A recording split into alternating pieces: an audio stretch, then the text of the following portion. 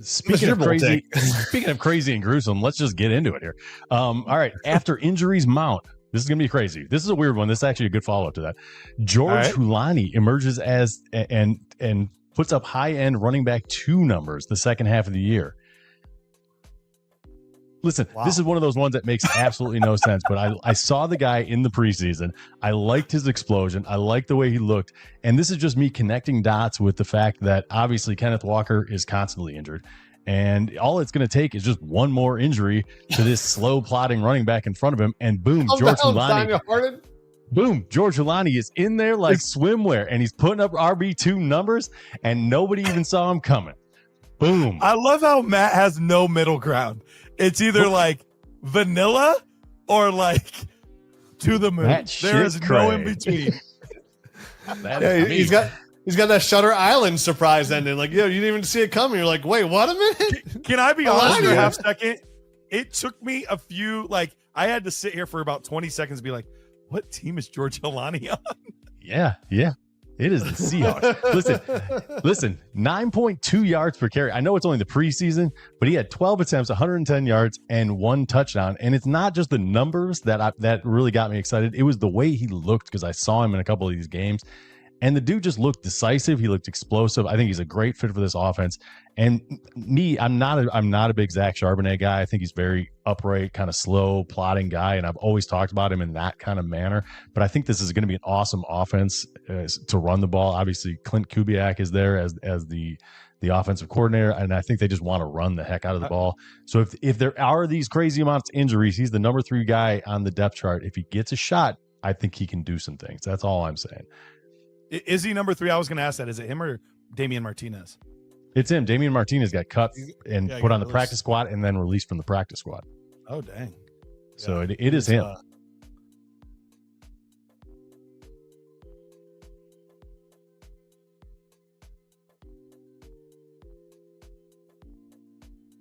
Rich, here we go. Name the rookie that will have the most dynasty value in the offseason of 2027. What is your first guess? First answer out of Team Dotson over here. We're going to go Teteroa McMillan. Tet McMillan is on the board as the 7th answer. So the lowest scoring value. Yeah. He gets 4 points. Yeah, let's just get out of the way, Ashton Genty. All right, Ashton Genty, highest scoring response here. And that is worth 52. Ooh. 52. So over half the people picked Ashton Genty. And my answer is TreVeyon Henderson. TreVeyon Henderson is 5th off the board. So you have the first response, the 5th response, and the 7th response. So still 4 out there. No strikes yet. You've been perfect. Number 4 guess is got to be the guy everybody's taking at number 2. And everybody takes number 2s in life. Don't lie. Omarion Hampton on the board. Omarion Hampton is number 3. We're still looking for 2, 4, and 6. Rich, what's your next guess? Number 2 answer on the board. Okay, Travis Hunter. Travis Hunter is in fact the number 2 answer on the board. Mm-hmm. Rich, what's your last 2 guesses? I think some people are out there that were in the beginning of the season very high on this person. They loved him. They wanted to coddle him. They said he was better than a lot of other guys. And that answer is Caleb Johnson. We have our first strike on the board here, Rich. Caleb Johnson, not one of the responses. Show me the number 1 overall pick, a guy who has looked good in OTAs, which OTAs mean jack diddly squat. But go ahead and throw him on the board anyways, Garrett. Show me CW Cam Ward. Cam Ward is the number 6 answer on the board. Can't believe I took Caleb Johnson. Oh man. All right. Well, listen, I'm gonna go on the board here, and I'm gonna say, let's just get out of the way because there's no way I'm not guessing this guy.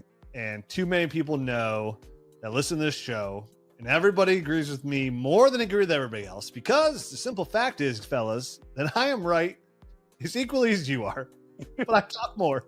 So I tell the pervy jokes. So everybody's listening to me, and that guy has 2 letters for a first name, and the last name begins with an H. It is R.J. Harvey. And by Garrett's face, I feel like It is not RJ Harvey. It is not RJ Harvey. And I'm going to go Tyler Warren. Tyler Warren is incorrect. Matt, For the you win, are for the up. steal. Can you steal? There's still good options. This is hard. This is not as easy as one would think because there's Quinshon Junkins, there's Colston Loveland, there's Jackson Dart. It's super flex, tight end premium. I'm going to go Loveland. I'm going to go Colston Loveland for the steal. I can't believe I forgot Quinshon Junkins. I can't believe it. Well, it's a good thing you did because that is incorrect. The number 4 option, Emeka Abuka. Dang it. Number 4.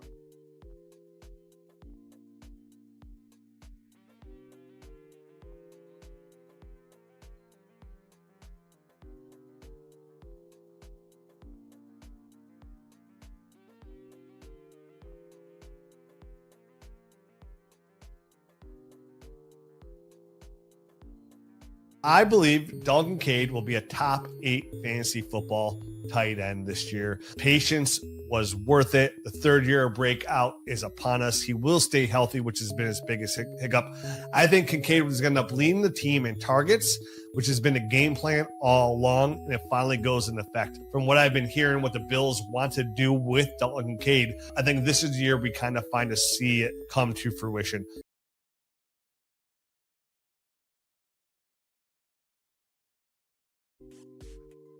David Njoku. Is there a path where he once again shows that he can be a top tier guy and we see not even just a tight end 1 season, but maybe even a top 3 tight end season? Yeah, 100%. I mean, Stefanski's going back to his offense from 2 years ago, going to run a lot of 12 personnel. And David Njoku, who's literally gotten better from not only an NFL standpoint, but from a fantasy football standpoint, every single year. I think there's a really good chance that David Njoku could definitely eat up the middle. And definitely with a smart quarterback, like you said, if Joe Flacco gets in there, can really read and check down the defense and go to a second read, which I think would be Njoku. I think he's a great buy. I think he's a great add. I think to me, I feel more sure about him helping me be that tight end difference maker than a guy even like Sam Laporta. Next one is Kyren Williams will not be a running back 1 this season and never again. Dun, dun, dun. Listen, Kyren Williams got the extension, well-deserved. Very solid running back in a really good system. But really looking back at his numbers and diving in, he's really just been a product of getting all the touches, right? 85% of the running back share last year alone. And we've seen what that could do. Kyren Williams, I don't think is a jag. I'm not saying it. I don't think he is.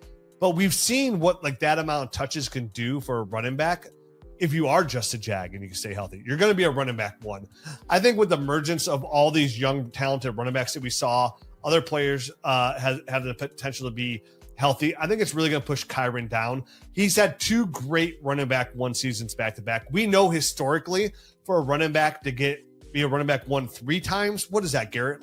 Under 20%, I think, somewhere around those lines. Oh yeah, I'd have to go back and look at the numbers, but it's really tough to get that third one. The third one's really, really tough. It's way easier to get the second one. So I just don't think Kyren's going to break that mold. And we've seen the coaches already come out and say, hey, we just signed him an extension. We kind of want to ease him back a little bit. They spent that 4th round pick. They moved up to get Jarquez Hunter. This is a player that we saw they were really excited about. They spent a higher pick on Blake Corum the year before. But I do think Jarquez Hunter is somebody they liked more than Blake Corum. So for me, looking at a team that doesn't really, the Rams don't target the running back in the passing game a lot. If you look back historically, they're one of the lowest teams in the NFL that targets their running back in the passing game. So that's going to hurt him if he doesn't get that lion's share of touches. Do I think he falls on his face? Absolutely not. I think he's a solid running back 2, potentially very high end running back 2, but I don't think he's going to be a running back 1 this season. And the bull part is, I don't think he'll ever be a running back 1 again.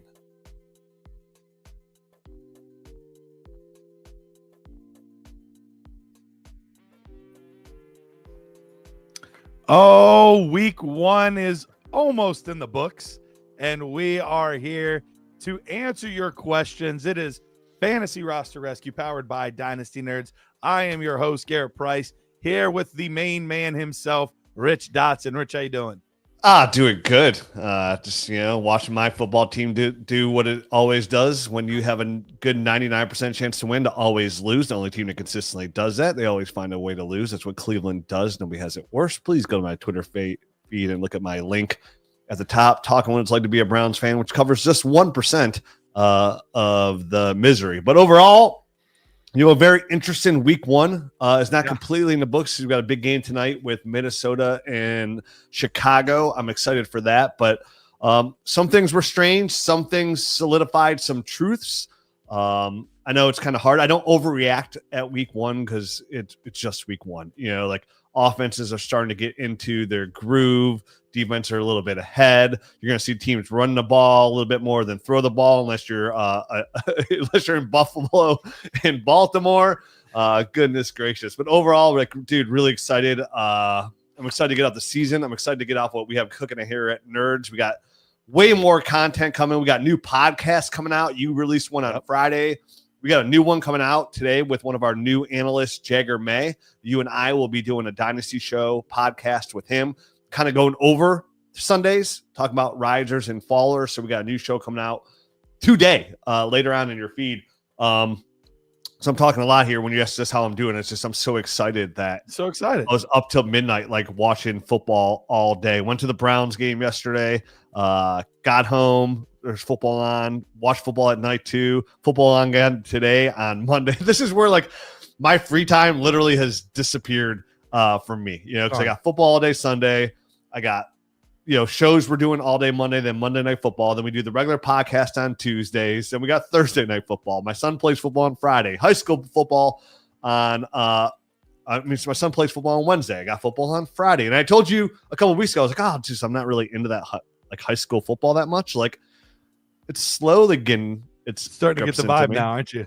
It's just football. Like it's just like I've always looked down on it. It's like not as like good at football, but like I'm enjoying high school football. It is, and there's something about the community and all that. It's pretty great. Yeah. But I'm doing great. I'm lamenting a couple of the start-sit decisions I made.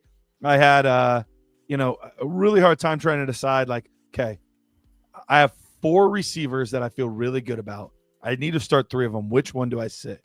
So I'm looking at AJ Brown, Terry McLaurin, Mike Evans, and Garrett Wilson. Guess which one I sat? The same one I did in the same decision, Garrett Wilson. Yep. Yeah, me too. I'm like, first game with Justin Fields, and it's the Steelers. Like, I don't feel great about that. And then he had an amazing game. And dude, crazy target share. I think his target share is like 48%. Is what it was, which is what we kind of talked about too, like how he was going to kind of rise to the top because he was the only guy there. Justin Fields looked pretty good in his debut performance, dropping back, throwing the football as well. Like very positive there. There's a lot of positive and negatives, kind of what we're going to talk about throughout on Monday shows, right? The positive negatives that we see every week. Yep. So, yeah, Pete, we should just have Pete's sarcasm of the week, because whenever you're sarcastic about something, it seems to actually do pretty well. Do you want to hear a player that I was really high on, but I didn't want to say because no one else was high on him this whole offseason? Who was it? Keon Coleman. Look at you.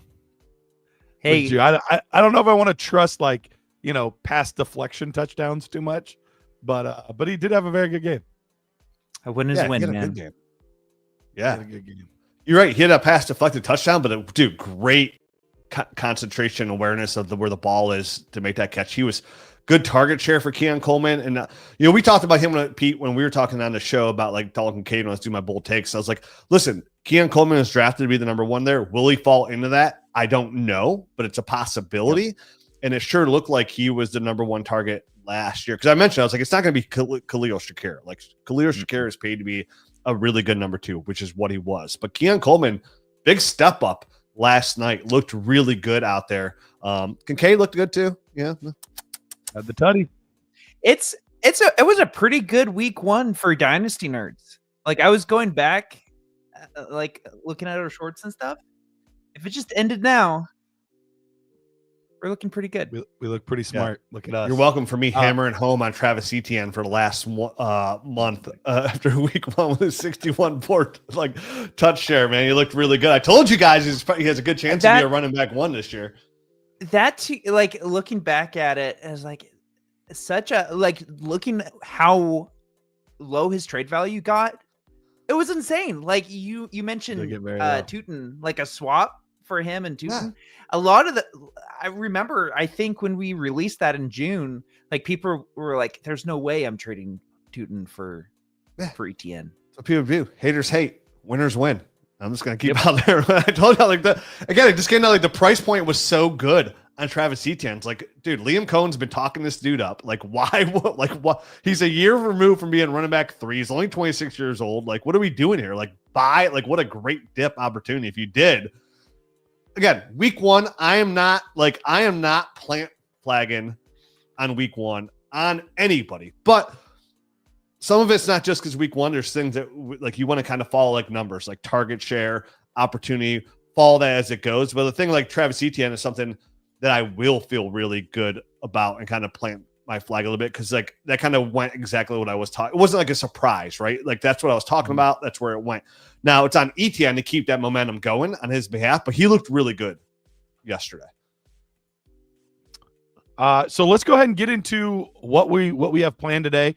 So roster rescues in season. We're not sure how these are going to go. We've never done in-season versions of roster rescue before. So there might be weeks where we have an ungodly amount. There might be weeks where we don't have as many, but we're going to keep it going every Monday regardless. So you can tune in, count on it. Maybe there'll be some times where we have some bonus shows if we have a ton of stuff going on. But if you want to get involved, all you have to do is just scan some of the QR codes up there. One of them is for Fast Draft. Use promo code NERDS. You're going to get everything we have at NERDS plus an extra an extra $50, $100. I think it's 100 now. I think they upped it to 100. So they double your deposit match up to $100 over at Fast Draft.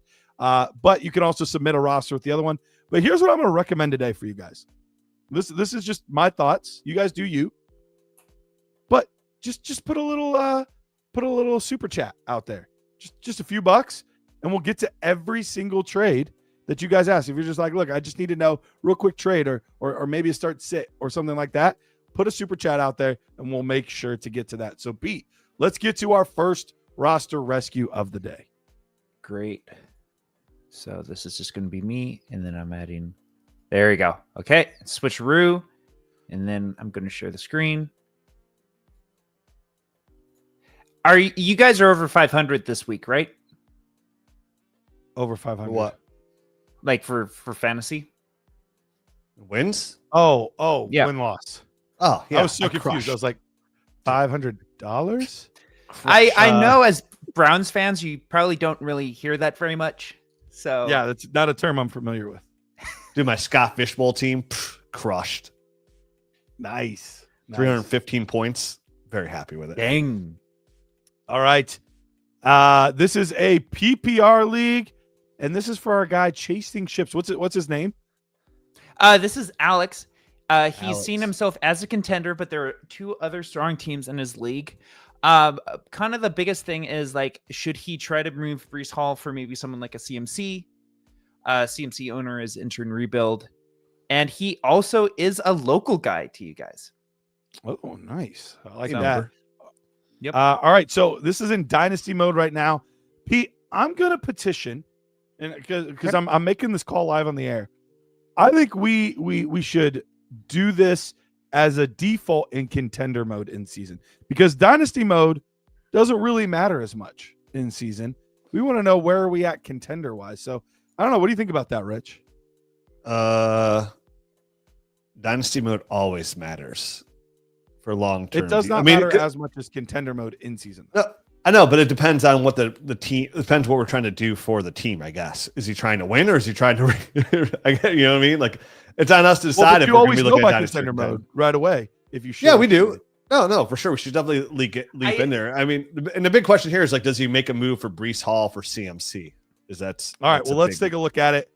Kyler Murray, JJ McCarthy, Matthew Stafford at the quarterback position, At running back, we've got Bucky Irving, Breece Hall, James Conner, Dylan Sampson, Cam Scatterbo, Tyjae Spears, Isaac Guerrero, and Calvin Hunga is sneaky in there too. Wide receivers, Jamar Chase, Justin Jefferson, Marvin Harrison, Cedric Tillman, Demario Douglas. And then at tight end, we have David Njoku, Cade Otton, and Mike Gesicki. Pick-wise, we do not have our 2026 first or second. We do have all of our other relevant picks after that point. So we saw we were in second in dynasty mode. We are first in contender mode. So, Rich, we are right there. But I do understand his trepidation at the running back spot because I don't know that there is a single running back in this group right now that I have supreme confidence in. I mean, listen, I feel pretty good about those guys outside of James Conner. James Conner is kind of like what I kind of went into, I think 2 weeks ago. I talked about James Conner. I was real worried when I made my Trey Benson talk. I was like, man, I really think it's gonna be a 50-50 split. I could easily see a Bucky Irvin takeover late in the year. I still feel really good about that. I feel exactly how I felt like going into it optimistically about Breece Hall. Same thing like last year, like week one. All the talk was about Braylon Allen and all 50-50 split. And sure enough, here we are week one. Who got 70% of the backfield carries? It was Breece Hall. Who got an 18.3% target share? It was Breece Hall. Even in Bucky Irvin, man. Bucky Irvin's numbers weren't like they weren't big, but they were encouraging. Like he's still from a standpoint of how he was used. You know, I think he saw let's see, boop. Yeah, he got a decent amount of touches. Was in there for almost 80% of the time as well. Like he'll be just fine out there. And they had to play some catch up there, which they did. Baker Mayfield came up big in the back of the end. So like the question comes down to like CMC or Breece Hall. And I can go either way on that because you're young with Bucky Irvin, but you are young with Breece Hall. So like this comes to the contender or dynasty, right? Do you want to give yourself a better chance to win this year? Then the answer is Christian McCaffrey. He showed exactly why last year. We saw the hamstring injury to George Kittle opens even more stuff open the middle for Christian McCaffrey. He had a really good game last week. I think it was like running back 3 on a week, right around there. So he's definitely going to be a better chance to win, but you're going to lose on two different avenues. You're going to lose on the age, obviously. And we already had that calf kind of strain worry going into week one. Like here we are with Christian McCaffrey, not even week one. Like, is he hurt already? Obviously he was fine, but still noted in the memory banks. Like that's a thing there. So for me, Garrett, like if he wants to do that, I'm okay with it. Cause I'm always, when I'm in a window to try and win, I'm going to try and take that, but I can go either way. Cause I feel really good with the youth of Breece Hall as well. I wonder how you feel on that, because obviously I think tight end is one of his weaker points, and we'll get to the reason why. I'm going to talk about that in a minute. But what do you think about the Breece Hall for Christian McCaffrey? I think we're in a similar boat. I think Christian McCaffrey gives you your highest ceiling this year. Mm-hmm. And so if you want to go for your, because we know that the workload is 1,000,000% secure. Breece Hall got it in week one. We assume that trend is going to continue, but there's no question about Christian McCaffrey. So I think if you want to go for the ceiling play, but you're absolutely right. Long term, obviously, Breece Hall is a younger asset. We're going to have him on our team for a longer period of time. It extends our window. So I could easily go either way on it. We do have some interesting names like underneath these three guys too. So real quickly, we can get to tight end in just a second, but let's talk about another Browns player first. Let's talk about Dylan Sampson. Dylan Sampson, week one, we'll talk about a lot on the podcast, or not in the podcast. We're going to talk about it in our, I guess it's a podcast, our extra show with Jagger that's going to be coming out, our Risers and Fallers show. We'll be talking about Dylan Sampson some, but he had 3 times as many touches as anybody else in the backfield. So while Quinshon's out, he does seem to be the main guy by a good margin. However, we don't know what that's going to look like when Quinshon comes back. So how do you kind of feel about Dylan Sampson long-term or not even long-term, but just this season? Do we still see the most important part, the receiving workload, look somewhat similar to what it did in week one? Yeah, so if you followed our rookie breakdowns, we do a really thorough job of breaking down these rookies. We have a very high success rate doing it. And Dylan Sampson was my 6th ranked running back coming out of Tennessee this year. My nickname for him is there's a crease.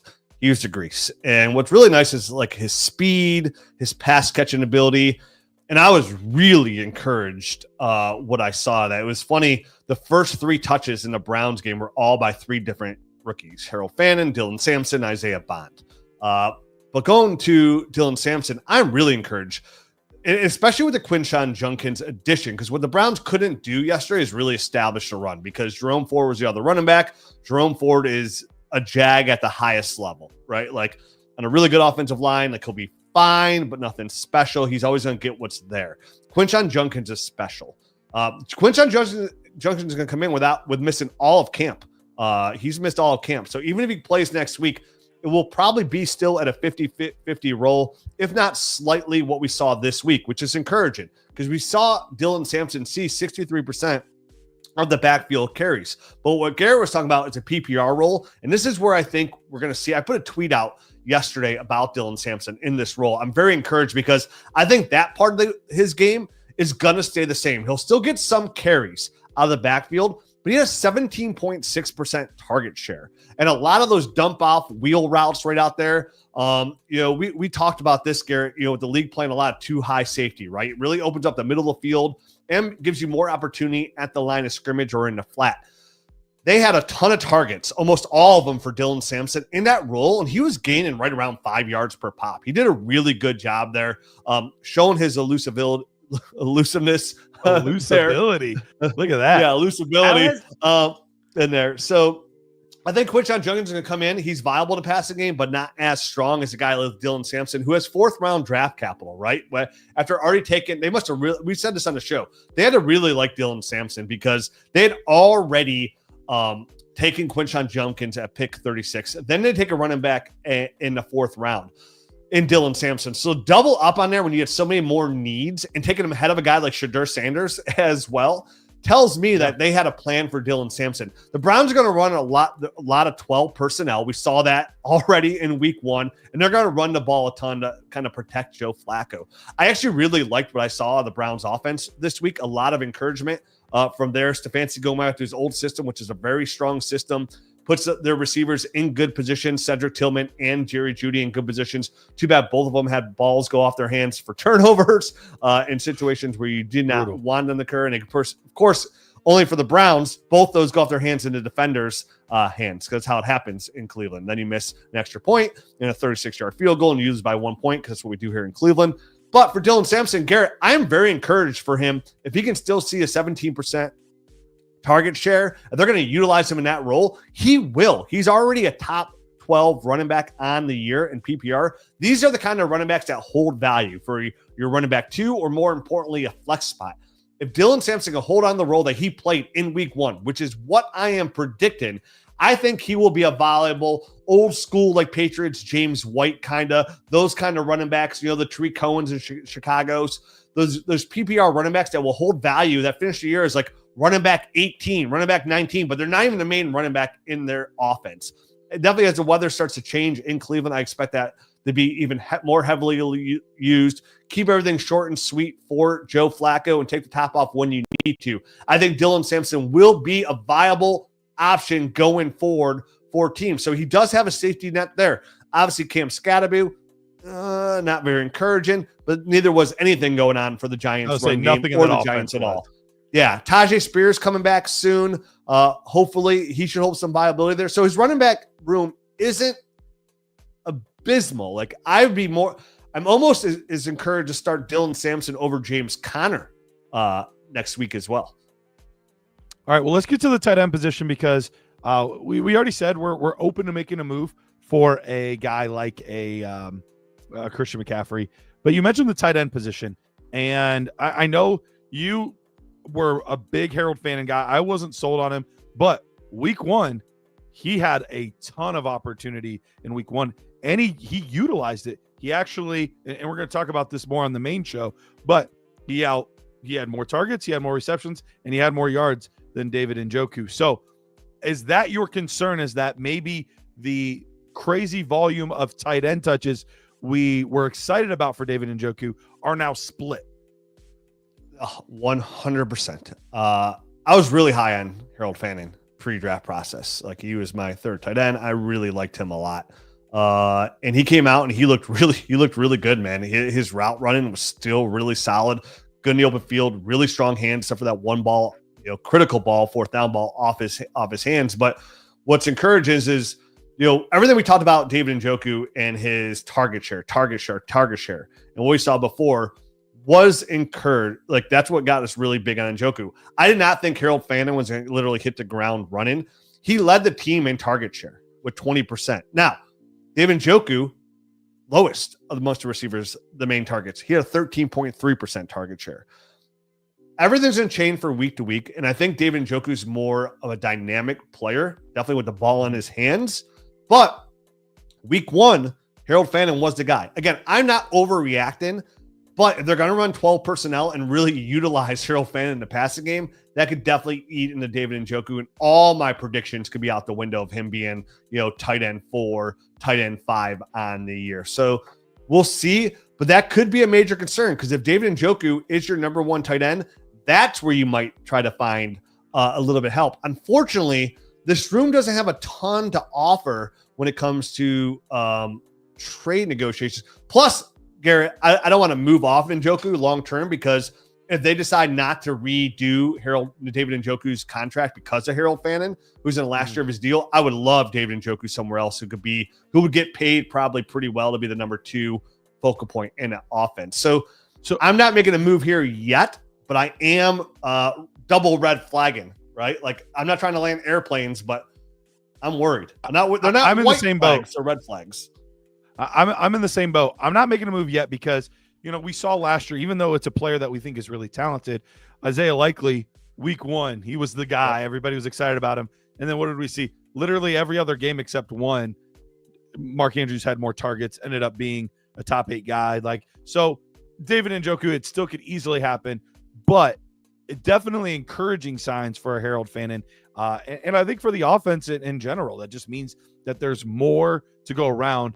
But I don't know that that's necessarily good news for anybody not named Joe Flacco, because it just takes more targets away from other players. And it looked like there were 4 legitimate assets in the receiving game: Jerry Jeudy, Cedric Tillman, Harold Fanning, and David Njoku. Whereas before you almost kind of hope for 2. You kind of almost hope for like what happens in LA with the Rams. It's like, okay, it was always Puka Nacua and Cooper Kupp, and now it looked like it was David Devontae Adams and Puka Nacua. You want all those targets to go like one direction so they can actually be like stars. I do worry that it might get spread out a little bit more. A 20% leading the way target share wise is not what you want to see. For Harold Fanning. But Jeudy was at almost 18%. I think him and Tillman's were exactly the same, which is like usually a little bit closer to the norm, like that 18% for like a number 1. It's not like outrageous. You get some of these guys get real high. I mentioned Cedric Tillman, or Garrett Wilson had like a 45% target share. Going back to Cedric Tillman, you mentioned, he looked pretty good as well. And remember, up until he had that concussion last year, which was right around week 8, for that, like, he was a wide receiver 1 in that window, that like 3 to 4 week window where he was like the healthy. wide receiver 1. Yeah, so he looked, and he picked up pretty much where he left off, scored a touchdown, which helped his point total, but he also just looked good as a solid number 2. Like I said, as a Browns fan, we lost how we always lose, but very encouraging from a fantasy football output. Let me ask you for this team specifically. So let's say we make the CMC move hypothetically. We have CMC there. We don't do anything at tight end yet, but we wait till week 3, week 4, week 5, where we kind of see, is this a trend or is this just a fluke, or what is this?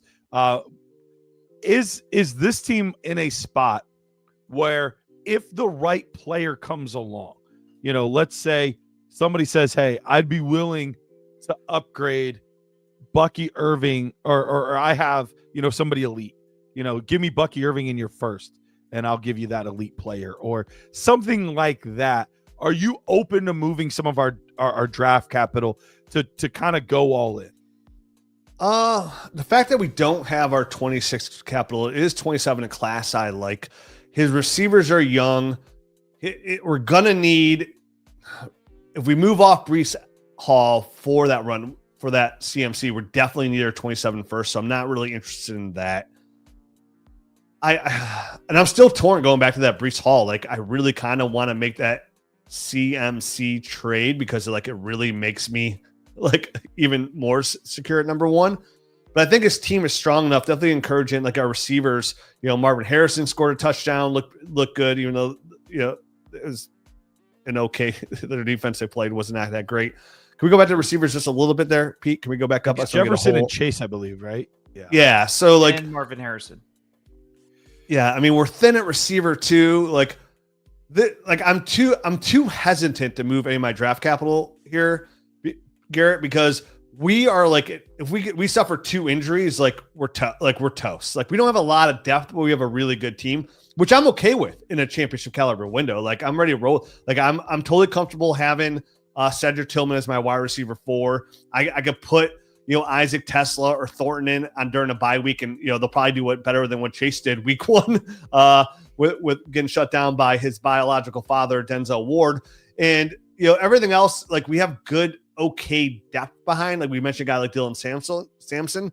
So I think I'm okay with this team, kind of standing pat, but okay making the CMC move if you want to for the upside, because even when we talk about like a short window, if we get 2 years out of CMC at a high level, totally worth the next 2 years of Breece Hall and losing even another year or 2 of Breece Hall if we have to. And that's like, again, saying 4 more years of Breece Hall is being pretty damn optimistic when it comes to a running back from a fantasy football perspective. So I'm okay making that move. And I lean towards yes, to be honest with you. Let me throw out one last thing. Before we move on to our next one. Yes. Can you go back up to the quarterback position? Yes, sir. So right now we have Kyler Murray, which obviously it's the stack with Marvin Harrison, which is kind of what makes it fun. And then we have the upside of JJ McCarthy. Yep. Is if there's a team like, and Pete, maybe we can go down and look at some of these like lower tier teams, like perfect, a Joe Burrow. That's the exact guy I had in mind. A guy that's maybe the smallest of dips just because of week 1. We have Jamar Chase. Like if all it took was Kyler Murray in the second to move up to Joe Burrow, would you be open to something like that? Or Lamar Jackson, or a guy that like is a true difference maker at the position? You say Kyler Murray in a second? Yeah, and a 1 QB, it might get it done. It might get done. I would totally be doing that. I'd be totally okay with Joe Burrow. Listen, the Browns always do really well versus the Bengals. Always for whatever reason. We have and Jamar Chase, his toughest matchup consistently is Denzel Ward. He literally says it like he's like the best corner I've seen in the NFL is Denzel Ward. Denzel Ward locks him down. It's as simple as that. And again, I know it's just week 1. Their next matchup, he might go off, but they did again. They shut both those guys down. So I would totally take that stack of Joe Burrow. If I can move Kyler Murray in a second for Joe Burrow, that's a no brainer. And if it's something else small on top of it, like I'm not using a first to go after a quarterback, but if I can use a second and okay, fine, 2/3, like or something like that, just to really give me the spot where we are a top 3 team at multiple positions. Yeah, and I would even like to see. I want to see what JJ does tonight because again, I'm all in on JJ McCarthy. I'm excited to see him tonight. It's only week 1, so I'm not gonna go crazy, but I want to see how he's used in this offense. Like, because maybe then you could take, if JJ is good, maybe you could take Matt Stafford and I don't know who the quarterback situation for the guy who has Puka and Devontae. Maybe you can get like, hey, here's Matt Stafford and my 3rd for your 2nd. Like, so literally simple that. Just get you another 2nd for your ammo and kind of offload there, because that's where he has the most depth. And like that 2nd, then what you can use that 2nd for is if you get Stafford, now you have 2 seconds. Now you can package 2 seconds for an older running back or an older receiver later. That's what I'm looking to do, to move one of those quarterbacks to possibly like a quarterback in my 3rd. And I think Stafford's a good example. I wouldn't really do that for the other 2, but like who's got Puka? Who's got Adams? Are you looking for a stack, man? Pat, like they threw the ball a ton last on Sunday. This is going to be somebody who's a team that consistently is going to throw the ball, probably play from a negative game script. Here's Stafford in my 3rd. You're just moving down around. For your second, now I have those 2 seconds in my back pocket. Now I can attack that depth at receiver or running back week 8, week 9, week 10, week 11, and kind of add that veteran who, they only have 1 year left, but like I'm getting them for a second. And if I have to pay 2 seconds, totally comfortable with that as well. All right. Well, before we move on to our next one here, I want to remind you guys, first of all, if you're here and you're watching, please feel free to like this channel, like this show, subscribe to what we're doing here over at Dynasty Nerds. There is going to be a content overload during the course of the season. There is going to be something constantly happening over here. So make sure you're subscribed. Make sure you're liking our content. Also, make sure that if you're like, hey, I don't want a full roster rescue, but hey, here's a few bucks. Answer my trade question. I just want to know real fast. You can put a super chat there in the comment section on YouTube, and we will make sure to 100% get to your trade question in this show. Pete, what do we got next? Really quick on Fast Draft. Yes, I don't want to brag or anything. Oh, yeah, you do. You do want to brag. Rich. I almost got money this week. Hey, I don't want to brag or almost anything. won money. Look at this guy. I don't want to brag or anything. I lost. You should have saw how close I was to the in the green. Dude, I don't want to brag So or close. anything. But man, I was at Chappelle a couple of weeks ago. Him and I made eye contact. We were almost BFFs. Almost. Yep. Right Almost. there. I don't want to brag, so I'm not. I want to brag though. I don't want to brag though. So I'm gonna keep it to myself. But it is possible with Fast Draft. I There you think. go. I love it. I love it. All right. What do we got here, Pete? Okay, so this is our friend, the winner chicken dinner. I did not Is this get his name. Copel? So Copel, is that what we're calling him? A Copel. It's AYKOPPEL. Okay. Corporal. So let's see. I'm pulling up the stuff. I did not have KOPPEL this. is Corporal. No, that's not how you spell corporal. I'm just making stuff up, Garrett. That's what I do. Oh, I was like, what? No, I just make stuff up all the time. Literally, that's what I do. In my head when it comes to words. I speak the English language quite differently than most people. I'm okay with that. That is Koppel. He said it's pronounced Koppel. So I'm gonna figure out something really fast. We might have flipped the rosters. Ruh-roh. So talk a little bit more about week 1 while I figure this out. Did we just do his? We might have just done his, but Whoopsies. he would have said, I would have thought. You- So I would think so as well. okay. I am for real. All right. So while Pete's trying to figure that out, Rich, what Yes. player was the most disappointing for you personally in week 1? Oh, easy by the largest margin possible. Just like Large Marge from Pee Wee's Big Adventure. I think this is a no-brainer. Biggest concern, biggest disappointment week 1, hands down, Kenneth Walker.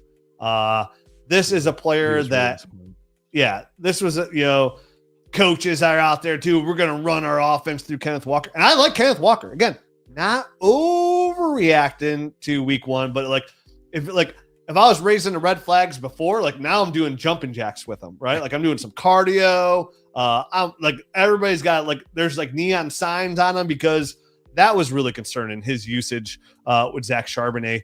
We saw right now when it came to backfield touches, it was 24 with let's see what it was. I had it up here. I lost it. I lost my notes on that. But his usage with Zach Charbonnet was not what it used to be, where he got 80% of the carries, and then Charbs came in and got 25. This week it was drastically different with Kenneth Walker. If they're gonna do a 50-50 split, or even kind of look how they did this week, Kenneth Walker is in big trouble. He's in bad shape from a dynasty and fantasy football standpoint. All right. So we're good now, Pete? Yep. All right. I was actually right. I just wasn't confident in myself. That reminds me, I had a teacher in high school. And he was like, I'm always We all right. had teachers in high school. He's like, I was always My right. teacher He's was my like, mom. Well, cool. that's why you're so lonely. And he Thanks was a like, lot. there was only one time I wasn't right, and it was the time where I thought I was wrong, but I was actually still right. That's what it's What's like. that? One of my teachers. All right. Oh, that was Heard great. that Like before. Stephen Wright lines. I saw some Stephen Wright thing yesterday. It was yeah, I laughed so uncurrent. Stephen Wright is so funny. His own jokes, and it was there's a real fine line between standing on the beach and looking like an idiot and fishing. It's true. That is true. Okay, so this Fine is line. a Superflex tight end premium. It's a 0.75 tight end premium. 11 starters, 3 wide receivers, 3 flex. 11 starters. All right, this is deep. Yeah. And it's -4 points for a pick 6. Oh, So- for a pick 6. Interesting. Okay. Yep. All right. That is I saw we were in 5th place in Dynasty mode, 10th in Contender. Let's see why that's the case. Caleb Williams, Justin Herbert, Michael Penix at the quarterback position. At running back, what? I was gonna say Justin Herbert. I taught them when we were doing our nerd show. Rich just wants to brag the whole show. Go ahead, Rich. I moved him down. I moved him down my ranks a little bit because I was like, you know what? Finally, I'm just gonna move him down a little bit. I am so high.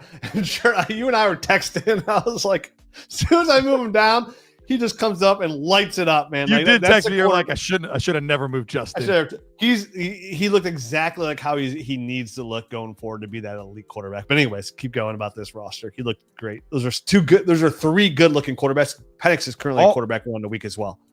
Yeah. All 3 right now. We'll see what Caleb Williams does tonight, but definitely very encouraged by Penix and Herbert this week for sure. Running back wise, Omarion Hampton, J.K. Dobbins, Quinshon Judkins, Dylan Sampson, Tank Bigsby, Tyjae Spears, Braylon Allen, Jalen Wright, Devin Neal, Kyle Monunga. He's got every significant backup ever. Even LaQuint Allen got some touches this You can week. tell he's a Nerd Herd member. That's right.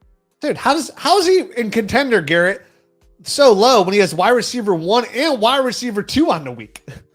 There you go. He probably had a nice week 1. Zay Flowers, Tet McMillan, Emeka Ibuka, Michael Pittman Jr., who was also a wide receiver 1 this week. Xavier Legette, Rashad Bateman, and then TJ Hawkinson, the only tight end on the team. This team has all of their picks with an additional second in 2027.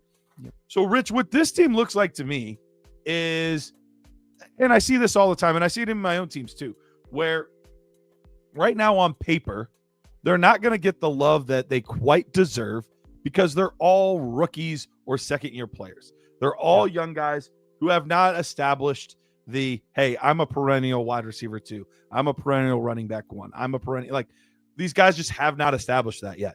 That being said, still having all your picks and this many young assets, I really like the direction that this team is headed. Obviously, we're not going to get any love for Quinshon right now. We're not going to be getting, can you scroll up to running backs and receivers for me, Pete? Or maybe just running backs because it's so big. But J.K. Dobbins, he's splitting time. Dylan Sampson's not going to be getting as much love. So, they're hurting each other. A bunch of young running backs that all have upside. And then when you look at the receivers, you're right, Rich. Zay Flowers, amazing week 1. Another guy that we actually just talked about. Tet McMillan, solid. Emeka Ibuka to the moon. I mean, he had an incredible week 1. So there's a lot of players that yes, week 1 actually went really well for this team, but could week 2 be really tough and difficult? It absolutely could. So I think this is probably more so a patience team, and I need to see exactly what I have. Is Quinshon valuable? Is Tet McMillan valuable? Is Zay Flowers valuable? Are all of these guys at the level I think they could or should be? Or are we going to have some duds mixed in there, which chances are there'll be 1 or 2. But I think this team is on the right path. I'm not making significant movements right now. No, I mean, again, the Contender mode is going to tell a different story. It's not even updated for even week 2. This is probably going to change. You got Michael Pittman Wednesday coming it off gets updated when it changes. The Daniel Jones and Steichen offense is gone. It's now again against the Dolphins defense, which is atrocious. So I'm not gonna jump up with any flags here, but still very encouraging. Michael Pittman is the number 1 receiver in this offense. Finished the week as wide receiver 8 overall. Very encouraged with over a 20% target share. Emeka Egbuka, somebody we kind of talked up with the Chris Godwin news. Now they might have come back to week 6 at probably the earliest. We talked about how this offense can run through a guy like Emeka and how much success that they had. Now, remember, he is wide receiver 4 on the week. That's slightly inflated because he had 2 touchdowns, right? Like, so that's not normal, but he did look really good. Zay Flowers, on the other hand, the clear-cut number 1 target in this Ravens offense when they want to make plays downfield. He was electric with the ball in his hands as well. Currently wide receiver 1 on the year. Encouraging. Hampton, not a great game week 1, but the usage was tremendous. Very high upside. Any dip, I am buying Omarion Hampton everywhere if there's any dip at all. Oh, any dip whatsoever. We talked about Quinshawn, Dylan Sampson. You're probably starting Quinshawn Judkins and Dylan Sampson both, if they're both going to play a lot, over Rashad Bateman in your 11-man format. J.K. Dobbins, the starter there in Denver. It's going to be a dual. It's going to be a dual field, right? Like, it's going to be R.J. Harvey. It's going to be J.K. Dobbins, but totally still an 11-man start viable, right? Like, you don't have an elite offense, but your quarterbacks are looking really good. So what I'm going to probably do, real quick before you continue on with J.K. Dobbins, is he somebody that for the right price at the right time you would move to try to improve our pick in 2026? Yeah, if I could for the right time, yeah, he's 100% somebody I would move. A lot of people don't value him as much as I do. Definitely, if he's going to be solid this year, be a free agent next year. But yeah, I would definitely be looking to late second move him for the right time. Yeah, it depends where he's gonna be more. Let's see how our team plays out. Kind of do what I'm interested here in doing, Garrett, is I'm looking to get off of if he wants to take, like, what's his step? He wants to know what he should do. Is this what we're doing here? Like, is there any specific question here? He did not include anything, but feel free to let us know in the chat. Capel. So what I'm looking to do here, Garrett, is I want to see. I don't even have to see anything. I'm going to be interested in a week 1 maneuver here, because again, you mentioned at the beginning of the show, like, how are these roster rescue shows going to shake out through the year? We don't know. You and I kind of talked about, like, probably like for the first 4 weeks, we'll probably just have a couple here and there, but I think they're really going to pick up a ton as we get closer to, like, trade. Where do I go from here? I have a chance. I am looking here to increase our receiving room or running back room. More so, our receiving room is Michael Penix right now is like quarterback 8. He had a quarterback 8 performance. I feel totally comfortable if somehow I can kind of capitalize on a young quarterback and get like a young, like, who needs a quarterback? Like, even in contender mode, team 6, team 4, team 7. Team 7 has a lot of receivers here. Like, they cannot be excited what they saw of CJ Stroud and cannot be excited what they saw out of Trevor Lawrence as well. Trevor Lawrence missed some easy passes, not encouraging whatsoever. If I could move, they're super deep at receiver. Like, hey, man, the problem is he has 2 young quarterbacks. So I don't know how anxious he's going to be, because I would love to get, like, not a good time with Garrett Wilson, what he did to try and get, like, a guy like Garrett Wilson. So he's probably not as encouraging. What about team 4? Yeah, you're probably not a contender, but this move, what I'm talking about, is still we're not trying to get, like, an old guy. We're trying to, like, capitalize on this to, like, again, Dynasty is a game of windows, right? Like, so can we get younger on any dip whatsoever and take listen, can Penix keep going this way? Yeah, that he could for sure. And super flex quarterbacks are gold, but, like, I would like to insulate your team a little bit more with another younger receiver if we could. For long-term use. Yeah. Like, you might not be a contender this year, but, like, we're trying to set you up for that long-term, because what if Penix now has a couple bad games? What's that? What? Yeah. Go to team 6, Pete. Let's see that one. Can we go back up? What does his quarterbacks look like at first? He needs one bad. Well, he's got 5. I mean, he's got 4, soon to be 5, because Turd Russ Wilson got no endorsement after no, week he 1. didn't. And Dable's got to save his rightfully so. Yeah, Dable's gonna save his shit. And Dart looked good. First hot take that's about to go become true from Rich right there.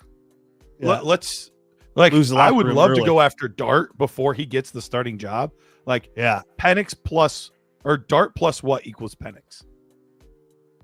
Dart plus what? Again, can we go down and see his receivers? You could try for Worthy. He's not helping a team right now. Yeah, I'd be excited about that actually. Oh man, this guy has a lot of 26 He- picks. Yeah, he might not be overly interested. I would definitely be interested in that Dart plus Worthy for Penix. That's a trade offer I would throw out there just to see. Yep. Says no big deal, but because then we get Dart who's equal to Penix pretty much in my eyes on the upside, and then we get Worthy thrown in there. And if we have an older receiver that we could add to the mix, I'd be fine doing that to get that deal done. Yeah, me too. This guy definitely looks like he's in rebuilding though, so that's the Yeah, hard thing is that's he's probably not. Yeah, what was team 4 again? Oh yeah, this guy needs. He needs. Yeah, he could really use Penix. Can you go down? He's old. He's got nothing. He's got a first. Man, though. his running backs are awesome, and then his wide receivers are. Yeah, I would play on Nelson, his. man. I would play on his desperate need for quarterback play, and you might have to wait till Russ gets benched. I would offer him Michael Penix for his 27 first because he's old, and then I would also see if I can give him. I would also see then. Can I give him Penix in my second? Because he's going to be desperate too. Penix in my second for his 26 and 27 first. And I'd maybe throw in a third. And I'd throw in my third in 27 too. Another move I would be willing to take just because JK is not going to help us by the time we're in the spot that we want to be. Yeah. And look, week 1, he's right up there with Kenneth Walker as like most discouraging assets. But Caleb Johnson is a really depressed value right now that he at least has a better shot to help you in a few years than J.K. Dobbins does. Yeah. So I would try to work that type of deal into the mix as well. Guy with Dart already rejected. Yeah, Darn. throw in. Okay. No big deal. That's a simple. This team makes a lot more sense though, because this guy's going to need. He's in a contending window, and he's going to need a quarterback super soon. Yeah, So I would wait till Russ gets benched, and then I'm. No, I would throw it out there offering now, and then I put a note in here, man. Like it sounds like Russ's days are numbered, man. I'm not trying to contend this year. Offering you a young quarterback to go with Fields to compete this year, and then I would maybe even offer him like J.K. Dobbins. See, the problem is he probably spent a first round pick on Caleb Johnson. People are gonna be like, that could be the deal breaker. I would try and offer him. I would offer him Michael Penix and my second in 26 for his 26 first and his 27 first. If that gets done, then I would absolutely do it. Because then and listen, dude, that's more than fair, dude. You're giving a young top 10 quarterback pick for 2 gambles, right? For a pick and a first and a half, essentially, like 2 gambles. And then you have more. Now we have more picks for us to kind of go ahead and use for that rebuild. Penix plus Dobbins for 2 first, straight up. I'd be okay with that too. I would be fine with that too. A little don't back. even ask for Caleb Johnson. Yeah, for sure. Johnson, for sure. went Corporal 12 in this league. Yeah, but still first round pick. People aren't first round, but picking it not. up. He wasn't.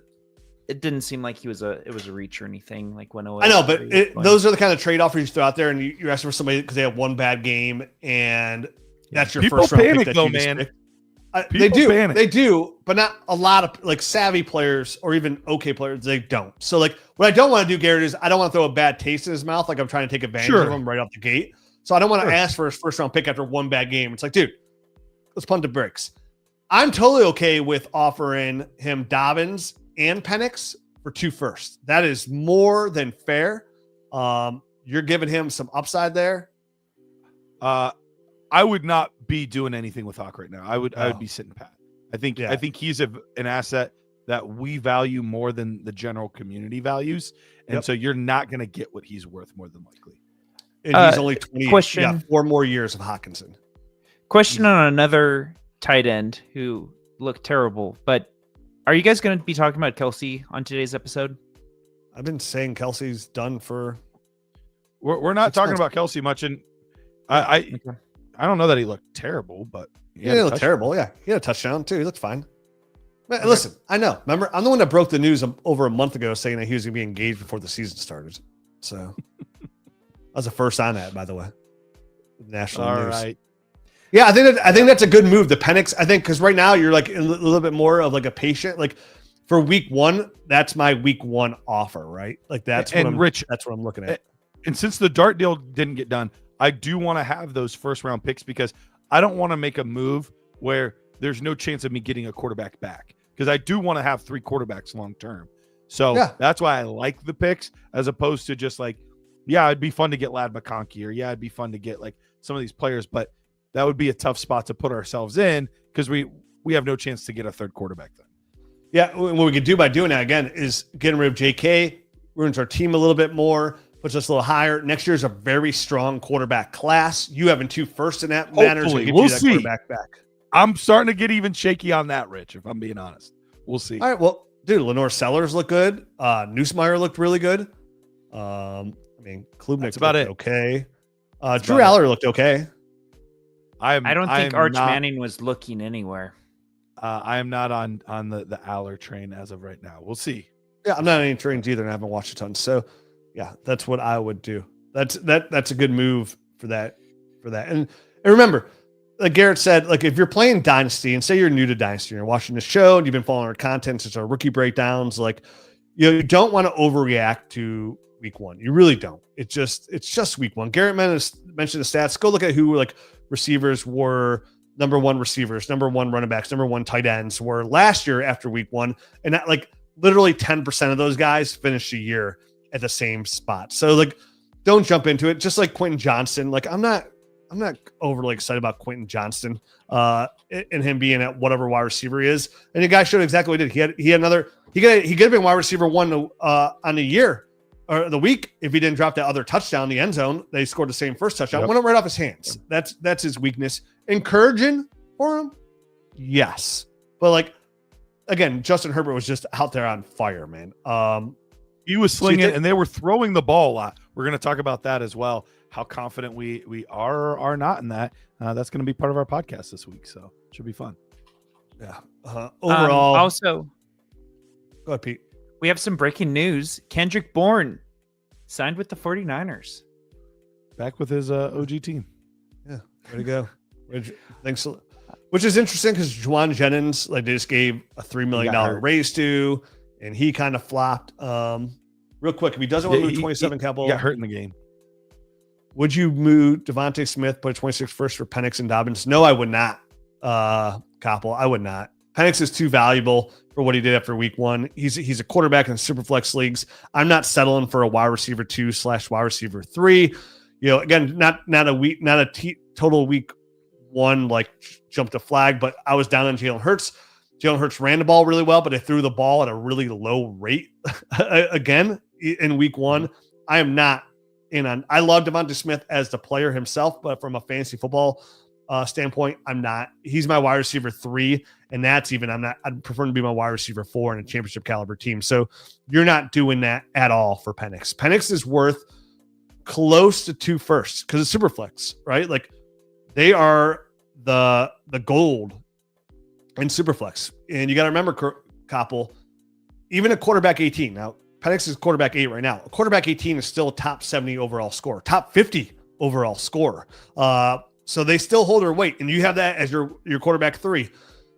We don't know how the season shake out. And listen, when it comes to somebody, because they are so valuable and there's so many of them that aren't good, right? There's a third of the league that's not even good. So it's going to leave you 24 teams and you need 24 starters.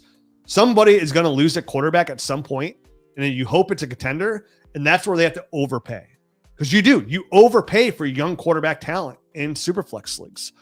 That's why I thought that offer you made of him of offering the second, like the offer for 2 firsts and give him Dobbins isn't bad. Offering him for your second next year, which should be relatively high. So you're telling me just move him back a little bit in the first He obviously had to pick 112 is where it took Caleb Johnson. So he won the league last year. Like, you're offering him a tremendous deal there. Some could say, like, long term, like, you could look back at that deal like, oh, dude, I lost that deal. Penix has been a quarterback one for the last couple of years. You're insulated enough with Trevor Lawrence Justin Herbert and Caleb Williams. You can make that move, and you're doing it one, like we mentioned, that 26th first of yours, you're going to replace that quarterback 3. We're not losing the value of the quarterback 3. We're going to replace him with another young quarterback.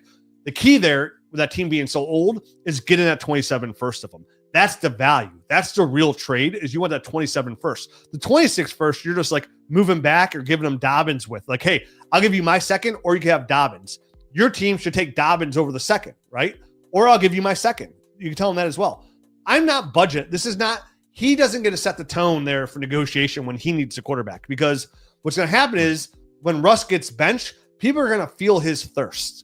And they're going to be all sitting there with these gallons of water. It's going to be spilling over, and they're going to be laughing like, look at all this water I'm just wasting while you're standing over there all thirsty. Look at you. Come on. You want, and they're going to come out offering you Aaron Rodgers.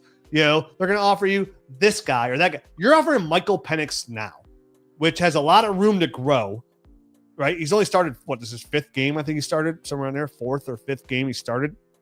Starts the week off as quarterback 8. You know, again, not jumping to conclusions, but he showed enough where, hey, young guy, that's the price to pay, right? You're the willingness to run too. I like seeing that, a little willingness to run. Yeah, me too, man. So yeah, dude, you're not settling. We're not giving Michael Penix away. This is where you submit the roster rescue. This is where we're at with that team week 1. If not, like Garrett said at the beginning of the show, you can sit pretty with that. You have all your picks. Yep. J.K. Dobbins can still do well. You have a lot of room to maneuver here. We're not selling picks. We're selling assets for more picks, because your team is really set up to start to take a step forward in 26. And if somehow you get more than 27 draft capital, you're really set up to be a true contender in 2027. And that's our goal, to set ourselves up for a multiple 3-year window to compete for ships. And you're very close to that window. And Penix is a really good asset to kind of push you to the edge, because you have no depth elsewhere. You're not moving your receivers. You're not moving Hockenson. And yes, you can move J.K. Dobbins, besides that, like, you're not moving Hampton. You have Quinshon Judkins and Dylan Sampson. So you have 2 young running backs. Maybe if Quinshon Judkins did really good, you could probably move Judkins as well for a nice haul if you possibly can. I'd be totally okay with that. And you get multiple firsts for Quinshon Judkins and keep Dylan Sampson at PPR role. I'd be totally fine with something like that as well. But again, after week 1, you can't make that move. All right. Well, appreciate you guys. A little bit of a shorter show today. But that's how it's going to be in season. We're just going to roll with the punches. We'll have some shorter ones. We'll have some longer ones. But no worries. There is plenty more content. Rich and I got another full podcast to do here in just a couple hours. So we'll be on that. You can expect that in your podcast feed this evening. So appreciate you guys. Best of luck in week 2. Smoochy boochies.